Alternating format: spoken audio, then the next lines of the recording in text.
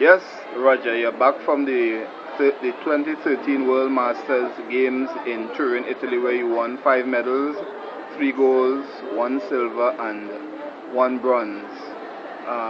Looking back at the championships, how would you describe the experience and your achievements? Good day. The experience to me was one of, I would say, challenging, one of learning, and also one of great success. What do you think was critical for you doing so well at the championships?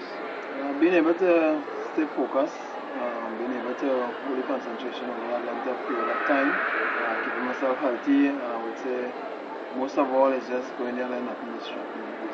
What were your goals going into these games? The goal going into these games is to really settle in myself, settle into the competitions, try my best to start off very smoothly, to maintain my endurance within the matches themselves because it is 5 different disciplines over different distances. So I had to make sure that I kept myself, recharged, revived because the temperature there was very hot. So basically, it was just maintaining, going into the match, having a smooth run, and maintaining it throughout.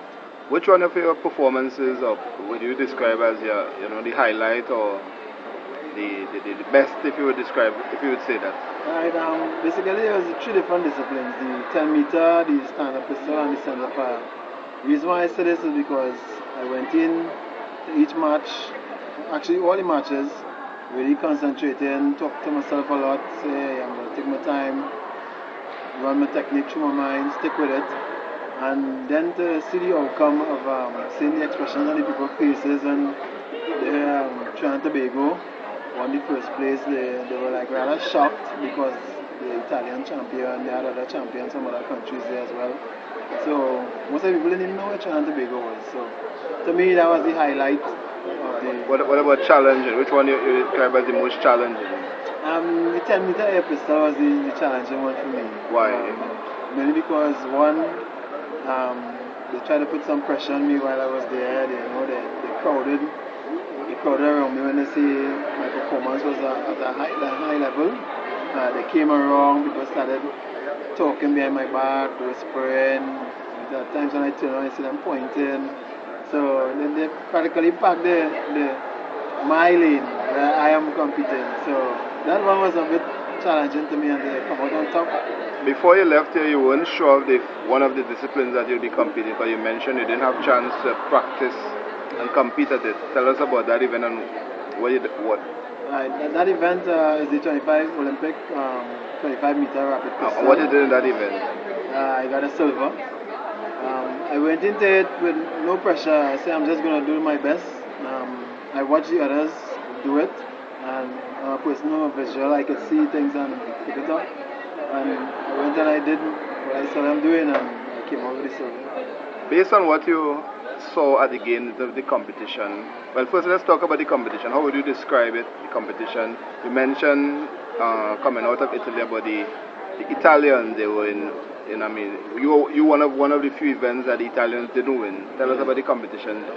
Right, the competition there was of a very high standard, enough like to me, like I told you before, I was gauging, using this to gauge myself for Commonwealth and CAC games. It would be just above the level, same as Commonwealth games. So for me, the competition there was of a great standard to test myself. And going into and coming out with the victory is what I really wanted and look forward to when I got it. Based on what you were the lone shooter from Trinidad and Tobago there. Based on what you saw, what do you think if we had other shooters competing? What do you think the chances would have been? I would say the standard was fairly high. We have new shooters coming up, but the level might have been just a bit above their standard. I being the more experienced one, so hold my head.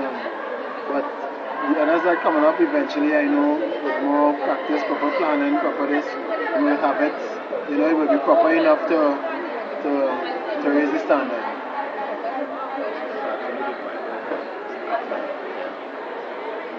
What would you describe as the greatest lesson you have learned there at the games?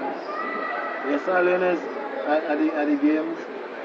The lesson I've learned at the games is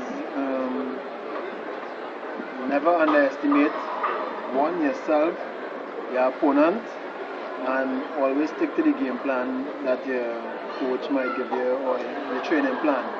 How you train, you go to the games, you execute your training, and do deviate from it. Yes, you as the athlete there, you might have to deviate sometimes because no place you go would be the same. So you have to think and operate to suit accordingly. One of the things you mentioned, you're preparing for the Commonwealth Games and the CAC Games that you qualified for earlier this year. Where do you see where you are? What's going well? What do you have to work on still? I still have to work on my endurance in various matches. I have to work on my endurance because the matches in itself is more endurance. You hardly have time to rest. Whereas before you could have rested. Now you have to go the entire match. They make it in such a way now you don't have time to rest. Okay, and the shooting was done over 2 days. So like you had either shoot on day 1 or day 2? 5 days. No, I mean individually. Yeah, individually, yes. Right. So it was like 5 days straight of straight competition of shooting. Alright, and you mentioned the heat. While you were there having to battle with the heat. How intense was it and how you really coped with it? Was it anything close to what you're accustomed to here in Trinidad? Actually, it was more than what we experienced here in Trinidad because the temperatures were soaring there. When we would normally have like something 31, 32 here, they were like 36, 37, 38. And some days you were so drenched while competing. That was like a distraction in some cases because while you're concentrating, you're feeling wet running down your back, or you have to take breaks. It was like a little distraction, but I managed it by drinking enough water, walk with my towel. I would stop and dry off every so often and then go back again even though the t-shirt was wet. But I couldn't let that distract me, and I said, hey, all the other competitors are facing the same situation, same condition. So I just put my mind into gear and went at it. Alright, being the lone, not just competitor, but you traveled alone, you didn't have a coach, manager, what have you. How were you able to stay focused and motivated during the games? The coach wasn't there, but I spoke to the coach over the internet via Skype. She helped settle me in there first being because when I got there, it was like the time difference, it was like 6 hours difference. So I was having problems sleeping, so I would like Skype her. Where she's at, she's like 12 hours difference to Trinidad time. So. And who is your coach? Atlantis Bambeja from Mongolia. Okay. Is it the same coach who coached you? Okay. So we talked and the minister playing, keep my mind in praying of course, and it worked out. Alright, looking forward to the rest of the year. What's on your agenda? Basically training, like we have about 9 months of Commonwealth Games. So it's basically putting things in place through the association. We have to have sit down together, all the shooters, the association, put things in place because what will happen is we have 9 months to prepare for the Commonwealth Games. And it's how time flies. So in my agenda, I think that's one thing I want to do. Sit down, have a proper training program in place. We have Colombia in October. So again, Colombia in October? Yes, we have Colombia Championships. This year. Okay. The Colombian Championships will be in October. That's another step. So the Colombians are very strong in the 25-meter discipline as well as the 50 meters. So it'll be a nice challenge to go there and really pull it off and see how things go. Alright. Thank you very much.